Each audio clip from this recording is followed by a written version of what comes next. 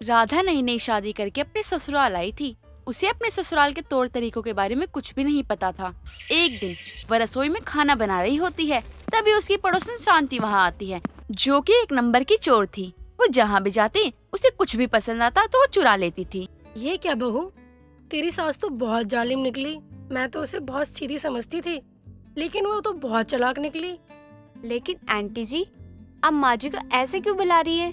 आप है कौन? मैं तुम्हारी पड़ोसन शांति हूँ और तुम्हारी सास की बहुत अच्छी सहेली भी हूँ। आप उनकी सहेली होकर उनकी बुराई कर रहे हो? ये तो गलत बात है। मैं अभी माँ जी को बुला के लेके आती हूँ और उनको सब बता दूंगी। हाँ बहू, तुझे बताना है तो बता दे, उसे कोई फर्क नहीं पड़ेगा। उसे मेरे स्वभाव के बारे में अच्छे से पता है। मैंने तो ये सब इसलिए बोला ताकि देख सकूं कि तू अपनी सास को कितना प्यार करती है या फिर प्यार नहीं करती है। लेकिन अच्छा लगा ये देखकर कि तुम अपनी सास से बहुत प्यार करती हो। अच्छा तो ठीक है आंटी जी, आगे से मेरी सास की बुराई मेरे सामने मत करना।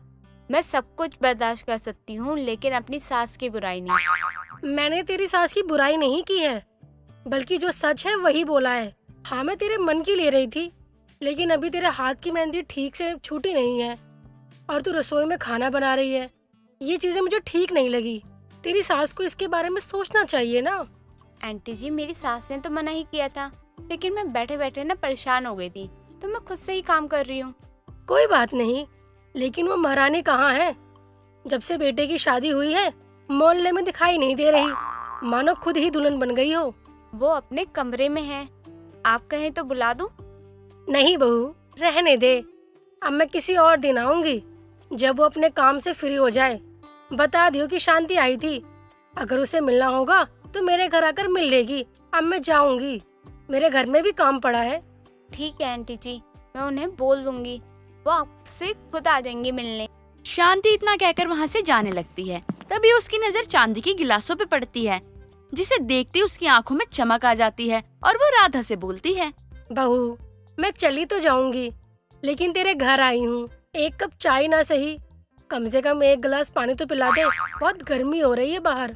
माफ कीजिए आंटी जी, मैंने आपसे बात करने के चक्कर में मुझे ध्यान ही नहीं रहा, मैंने आपको पानी तक भी नहीं दिया।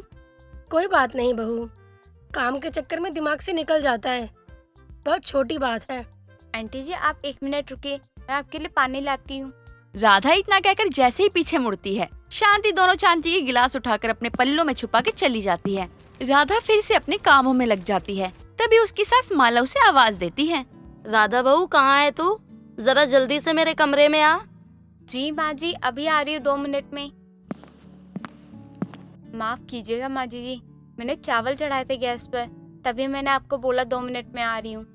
कोई बात नहीं बहू, वो मैं शादी का सारा सामान रख रही थी, वरना पता चले कि कोई सामान टूट जाए, इसलिए मैं तुझे रसोई से बुला रही थी।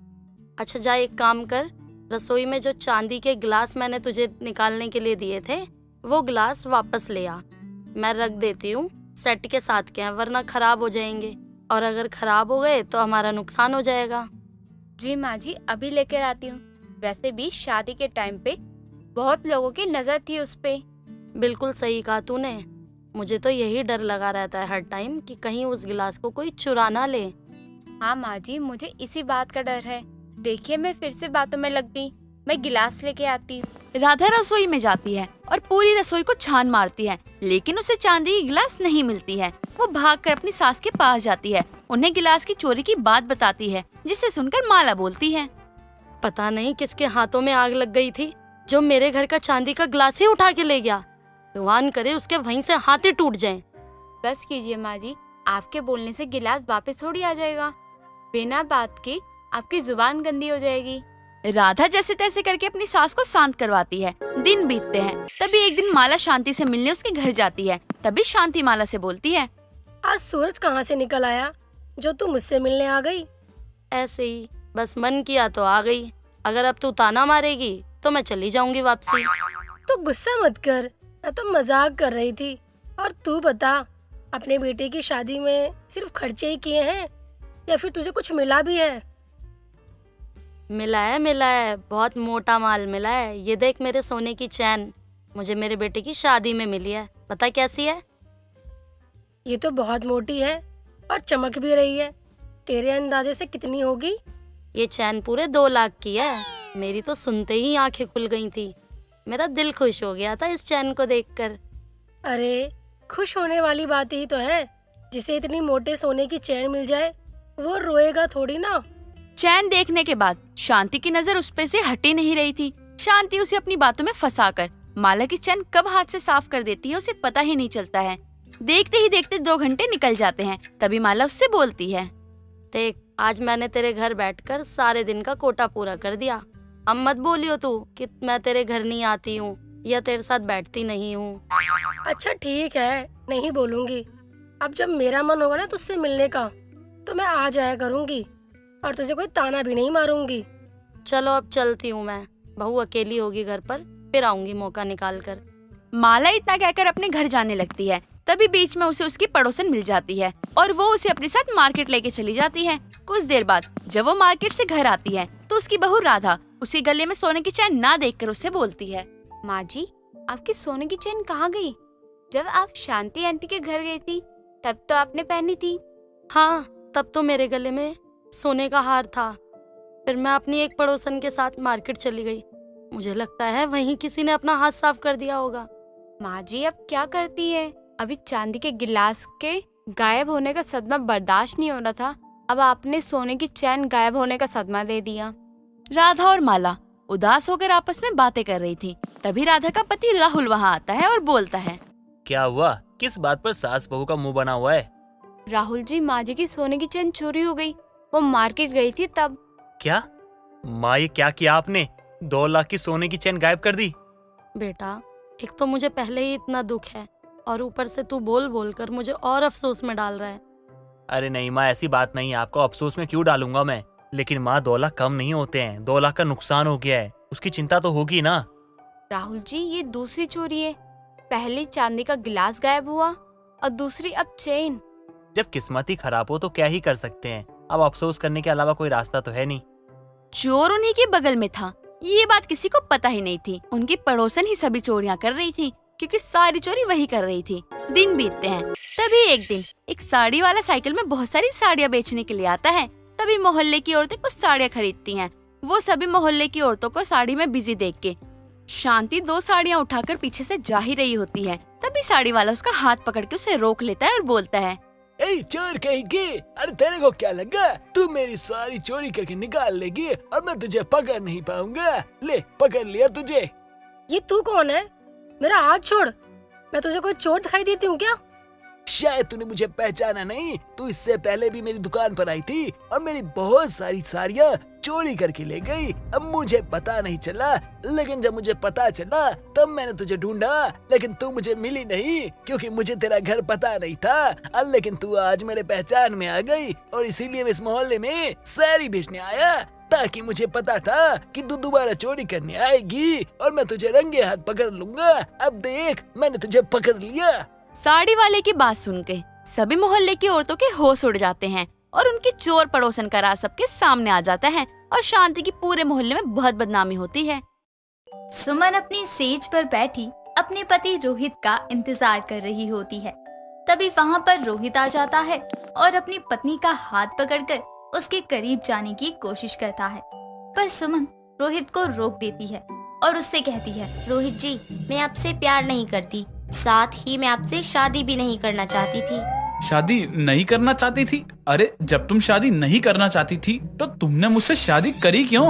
माफ करना रोहित जी, पर मैंने ये शादी अपने माँ बाप के दबाव में आकर की है। मैं पहले से ही किसी और से प्यार करती हूँ क्योंकि मैं अपने माँ बाबा के खिलाफ कभी नहीं जा सकती थी, बस इसीलिए मैंने। सुमन की बातें सुनकर रोहित कुछ नहीं बोलता और अपना पिलो लिए वहाँ से चला जाता है। अपने पति को ऐसे कमरे से बाहर जाता देखकर सुमन उसे रोकना तो चाहती थी, पर वो उसे रोक नहीं पाती। अब अगली सुबह सुमन जब नहाकर अपने कमरे के शीशे के सामने बैठी होती है, तभी वहाँ पर रोहित आता है और सुमन से कुछ ना बोलते हुए सीधा बाथरूम में चला जाता है।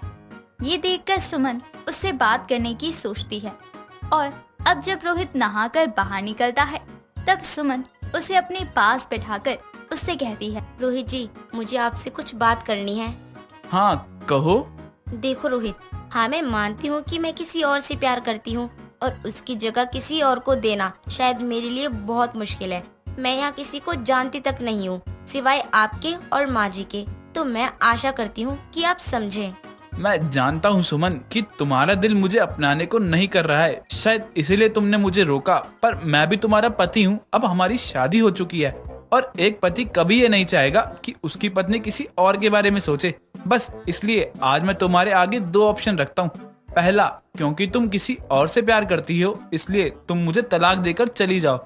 दूसरा, अगर तुम मुझे अपना पति मानती हो तो प्लीज अपने पास्ट को बीच में मत लाना। रोहित जी, मैं आपको तलाक नहीं दे सकती। अगर आपको तलाक देना ही होता तो शायद मैं आपसे कभी शादी ही ना करती।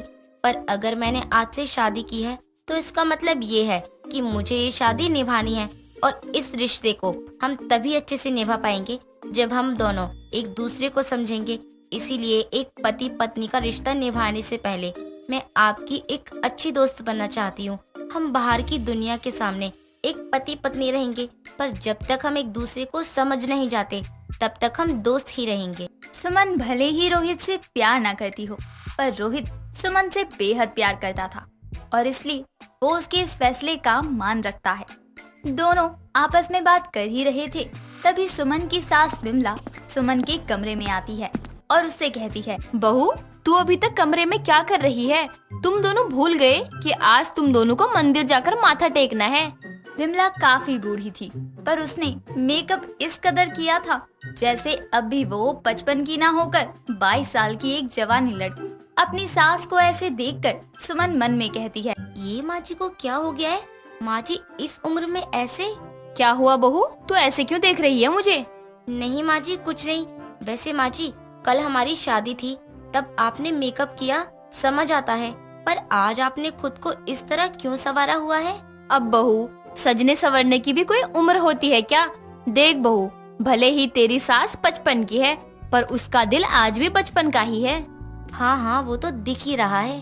बहू, तूने कुछ कहा? नहीं माँ जी, मैं क्या ही कहूँगी। फिर ठीक है। रोहित बेटा, चल तू भी जल्दी से तैयार हो जा और बहू को लेकर मंदिर चले जाओ। माँ, आज नहीं, मेरे पास टाइम नहीं है। विमला अपने बेटे से कुछ बोलती उससे पहले ही वो वहाँ से चला जाता है, जिसके बाद विमला अपनी बहू को खुद ही मंदिर ले जाती है। मंदिर में जाकर सुमन भगवान के दर्शन कर ही रही होती है, तभी वहाँ दूसरी तरफ विमला मंदिर के बाहर अपनी बहू का इंतजार कर रही थी। वो उसका इंतजार कर रही थी, तभी विमला को चक्कर आ जाते हैं और वो बेहोश होकर गिरने लगती है। वो गिरती उससे पहले ही वहाँ पर एक लड़का आ जाता है और विमला को पकड़ लेता है, जिसके बाद वो उसको एक पेड़ की छांव में बैठाकर पानी पिलाता है। वो लड़का देखने में बहुत हैंडसम था। उस लड़के को देखकर विमला कहती है, थैंक यू बेटा। थैंक यू किस बात के लिए कह रही हो आप? और बेटा किसे कह रही हो? तुम्हें बोल रही हूँ और किसे कहूँगी? मैं किसी का बेटा बेटा नहीं हूँ, मुझे वीर कह सकती हो आप। ये कैसी बात कर रहा है बेटा तू? तू मुझसे काफी ज्यादा छोटा है। देखिए, मैं नहीं जानता कि आप मुझसे कितनी बड़ी हो, पर मैं आपको ना ये जरूर बताना चाहूंगा कि आप उम्र में बड़ी बिल्कुल भी नहीं लगती हो। आपको पता है, आप मेरी एक्स गर्लफ्रेंड जैसी लगती हो। वीर के मुंह से खुद की तारीफें सुनकर विमला को मानो बहुत सुकून मिलता है और वो उससे बहुत सारी बातें करना शुरू कर देती है। वो दोनों आपस में बातें कर ही रहे होते हैं, तभी वहाँ पर सुमन आ जाती है, जहाँ वो देखती है कि वीर उसकी सास के बेहद ही करीब बैठा है और उससे हंस हंस कर बातें कर रहा है। ये देखकर सुमन को खुद की आंखों पर विश्वास नहीं होता, जिसके बाद वो अपनी सास के पास जाकर उससे कहती है, माँ जी, ये आप क्या कर रही हैं? आप इस लड़की के साथ क्यों बैठी हैं? बहू, ये मेरा दोस्त है। दोस्त? ऐसे कैसे हो सकता है? वीर तो मेरा एक्स है और जहाँ तक मैं जानती हूँ वीर की दोस्त कोई बूढ़ी औरत नहीं थी। आखिर वीर चाहता क्या है? वो क्यों मेरी सास के पीछे इस तरह से है? जो भी है, मुझे इसका राज पता लगाना ही पड़ेगा। माँ जी, अगर आपने अपने दोस्त से बात कर ली हो तो क्या हम घर चलें? अपनी बहू की बात सुनकर विमला अपनी बहू के साथ अपने घर आ जाती है। समय गुजरता है और समय के साथ वीर और विमला की नजदीकियां बढ़ने लगती है। विमला अक्सर वीर से मिलने जाया करती और कभी कभी तो वीर भी विमला के घर आया करता।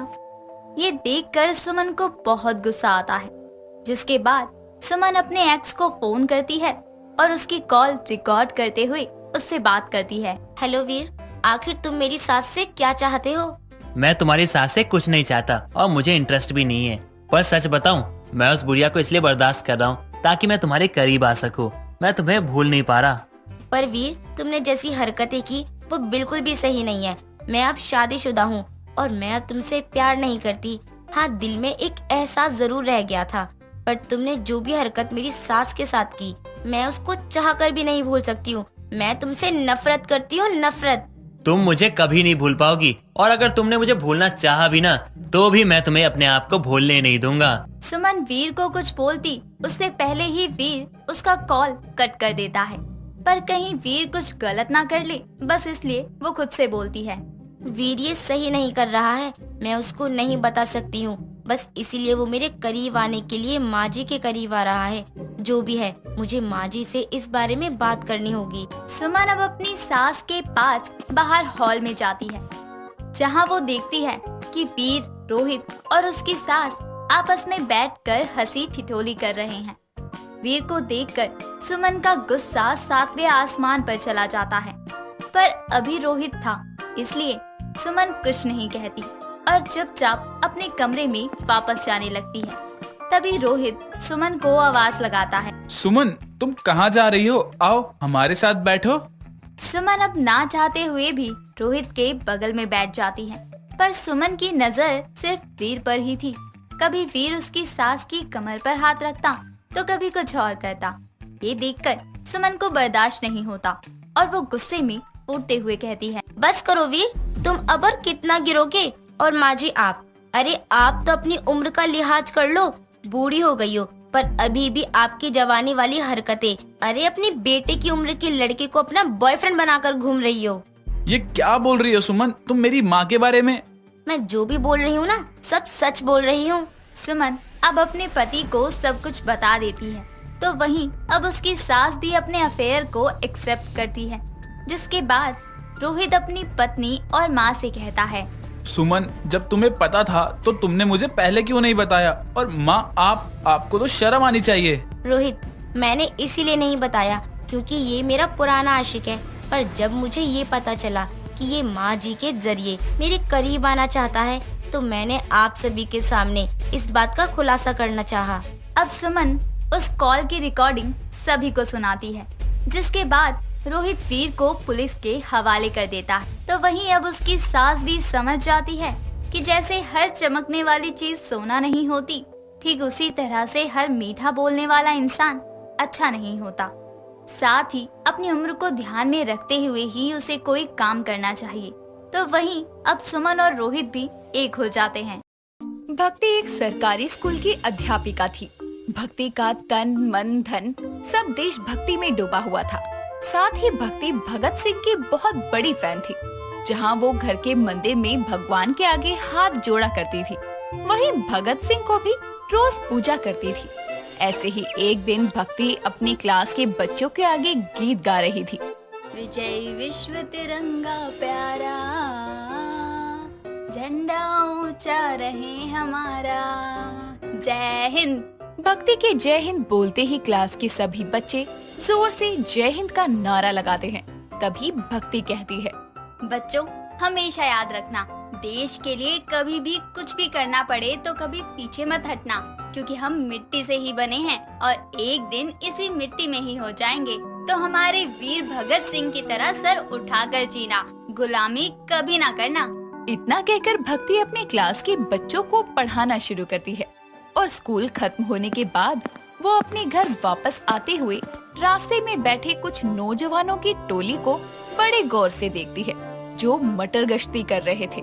और जैसे ही वो घर आती है, तभी अपने कमरे में लगी हुई भगत सिंह की फोटो के आगे खड़े होकर कहती है, क्या होगा आज की युवा पीढ़ी का, जिसे बस नशे, आवारागर्दी और आलस की आदत है। इन सब के अंदर की देशभक्ति की भावना तो जैसे कपड़ों के मैल की तरह धुल ही गई है। किसी को पता ही नहीं है अपने कर्तव्यों के बारे में। बस हर कोई इसका उसका फैन है, कोई भगत सिंह का फैन नहीं है।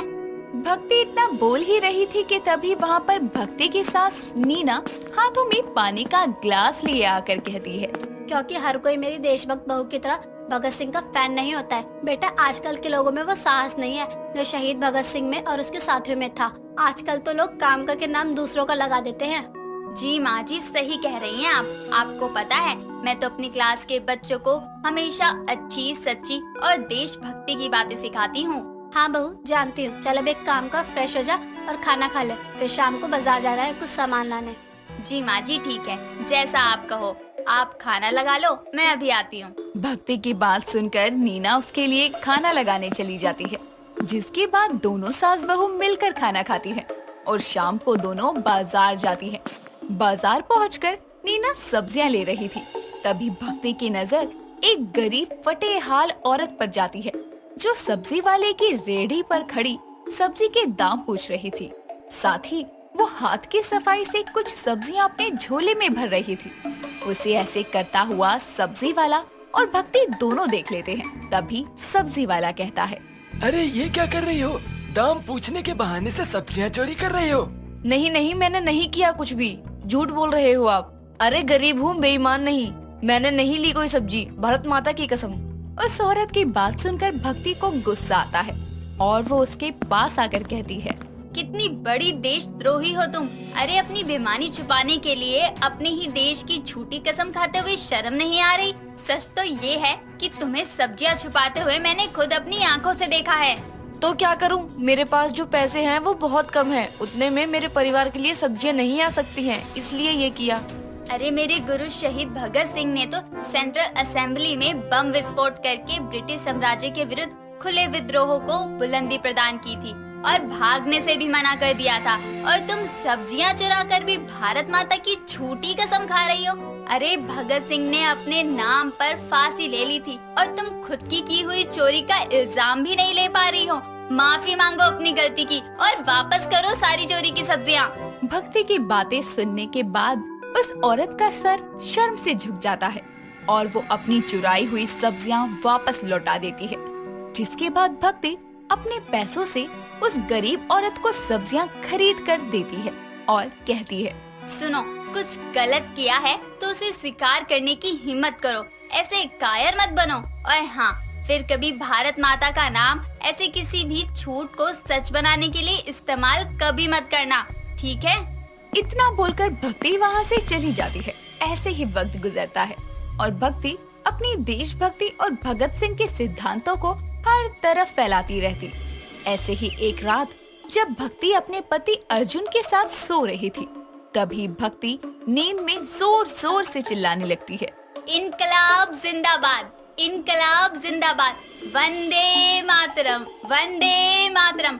हम आजाद होंगे, मेरा भारत आजाद होगा, इनकलाब जिंदाबाद, इनकलाब जिंदाबाद। भक्ति की आधी रात को नींद में होती इस क्रांति की आवाज से अर्जुन हड़बड़ाहट में उठता है और भक्ति को उठाते हुए कहता है, अरे भक्ति, आंखें खोलो, देखो भारत आजाद हो चुका है, बल्कि भारत को आजाद हुए 75 साल हो चुके हैं। उठ जाओ मेरी क्रांतिकारी बीवी। हम आजाद हो गए, भगत सिंह का सपना पूरा हो गया, हम आजाद हो गए, इनकलाब जिंदाबाद। भक्ति, अपनी देशभक्ति और नींद से बाहर आओ। सॉरी अर्जुन, वो मैं सोने से पहले भगत सिंह की एक किताब पढ़ रही थी, उसे पढ़ते पढ़ते कब आँख लग गई पता ही नहीं चला, तो दिमाग में बस वही सब घूम रहा था। सॉरी, तुम सो जाओ, अब कोई नारा नहीं लगाऊंगी, पक्का। सॉरी। भक्ति की बात सुनकर अर्जुन फिर से सो जाता है और भक्ति भी चुपचाप सो जाती है। यूं ही दिन गुजरते हैं और 15 अगस्त का दिन पास आने को होता है और हर तरफ 15 अगस्त की तैयारियां शुरू हो जाती है। भक्ति भी 15 अगस्त का जश्न मनाने की तैयारी में लग जाती है। वो स्कूल के बच्चों को सिंगिंग और डांसिंग की प्रैक्टिस करवाने लगती है। ऐसे ही एक दिन जब वो स्कूल से घर आती है, तभी नीना कहती है, अरे बेटा, 15 अगस्त की तैयारी कैसे चल रही है? इस बार क्या करने वाले हैं तेरे बच्चे? माँ जी, इस बार बच्चों को सिंगिंग और डांसिंग दोनों ही सिखा रही हूँ। इस बार मेरी क्लास के बच्चे भगत सिंह के गाने पर परफॉर्म करेंगे और आपको पता है, मैंने अपनी क्लास के सारे बच्चों के लिए भगत सिंह की फोटो वाली टी शर्ट भी मंगवाई है। जिस तरह से मैं भगत सिंह के रंग में रंगी हूँ, वैसे ही मेरे बच्चे भी इस बार देशभक्ति और भगत सिंह के रंग बिखेरेंगे। और तू क्या करेगी? मैं तो माँ जी, अरे मैं क्यों बताऊँ, आप और अर्जुन जी स्कूल आएंगे, बस तभी देख लेना। चलो अभी बहुत काम है, वो कर लूं। इतना कहकर भक्ति घर के बाकी कामों में लग जाती है। कुछ दिन गुजरते हैं और आखिरकार 15 अगस्त का दिन आता है। नीना और अर्जुन फंक्शन के लिए भक्ति के स्कूल जाते हैं, जहां भक्ति की क्लास के बच्चे भगत सिंह का गीत गाते हैं और उनके गाने पर डांस करते हैं। और अंत में भक्ति हाथों में झंडा लेकर कहती है, ताक दुश्मन का किला कर जाएंगे मरते मरते, जिंदा दिल सबको बना जाएंगे मरते मरते। हम मरेंगे भी तो दुनिया में जिंदगी के लिए, सबको मर मिटना सिखा जाएंगे मरते मरते। भगत सिंह जुदा हो गया तो क्या हुआ, कौम के दिल को मिला जाएंगे मरते मरते। खंजरे जुल्म गला काट दे परवाह नहीं, तो कैरों का मिटा जाएंगे मरते मरते। क्या जलाएगा तू कमजोर जलाने वाले, आह से तुझको जला जाएंगे मरते मरते। ये ना समझो कि भगत सिंह फांसी पे लटकाया गया, सैकड़ों भगत बना जाएंगे मरते मरते। भक्ति की इस कविता को सुनकर सब लोग खड़े होकर नम आंखों से तालियां बजाते हैं। तभी भक्ति हवा में झूलते झंडे को प्रणाम करती है और कहती है, क्यों, बस स्वतंत्रता दिवस गणतंत्र दिवस पर ही हम सबको देशभक्ति याद आती है। हमारे दिल में हर वक्त देश के लिए इज्जत सम्मान कुछ कर दिखाने का जुनून होना चाहिए। हर उस वीर जवान के लिए प्रेम भाव होना चाहिए जो हमारी ही रक्षा के लिए खुद की जान हथेली पर बॉर्डर पर खड़े होते हैं। करो अपने भारतीय होने पर गर्व, अपने देश पर, अपनी बोली पर, अपने पहनावे पर, क्योंकि सर उठाकर जीना है भगत सिंह की सीख है ये। आओ मेरे साथ जोर से मिलकर बोलो, वंदे मातरम, वंदे मातरम, वंदे मातरम। वंदे मातरम का नारा लगाने के बाद सभी लोग साथ में राष्ट्रीय गान गाते हैं और तिरंगे को फूल अर्पित करते हैं और एक साथ मिलकर इंकलाब जिंदाबाद का नारा लगाते हैं। और 15 अगस्त के दिन को भक्ति